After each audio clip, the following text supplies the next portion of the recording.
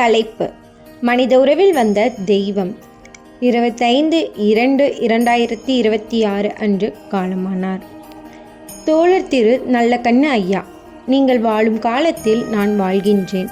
உங்களைப் போல் வாழ முடியாமல் ஒரு நாள் நானும் சாகப் போகின்றேன். மண் மீதும் ஆசையில்லை, பொன் மீதும் ஆசையில்லை, பெண் மீதும் ஆசையில்லை. அதுபோல் இன்றைய அரசியல் தலைவர்களால் வாழ முடியவில்லை. பெயரில் மட்டுமா நல்ல கண்ணு, வாழ்க்கையிலும் நீங்கள் உண்மை கண்ணு. பற்று கொண்டு வாழ்பவன் மனிதன், பற்றற்று வாழ்பவன் புனிதன். அந்த புனிதனின் குரல் நாடாளுமன்றங்களிலும் சட்டமன்றங்களிலும் ஒலிக்கவில்லை. தோல்வியை கண்டு துவண்டுவதில்லை, உங்கள் கடமையிலிருந்து மாறவும் இல்லை. மனித உறவில் வந்த தெய்வம்.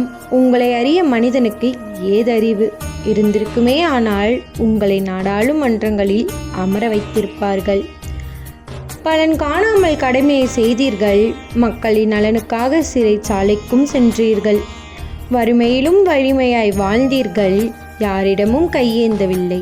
வறுமையிலும் வலிமையாய் வாழ்ந்தீர்கள், யாரிடமும் கையேந்தவில்லை. கைகளுக்கு தேடி வந்த செல்வத்தையும் தானமாக திருப்பி கொடுத்தீர்கள். உங்கள் வங்கிக் கணக்கில் போடவில்லை, வந்ததையெல்லாம் மக்களுக்கே அர்ப்பணித்தீர்கள். உண்மையான அரசியல் தலைவன் நீ. மக்கள் உங்களை புரிந்து கொள்ளவில்லை.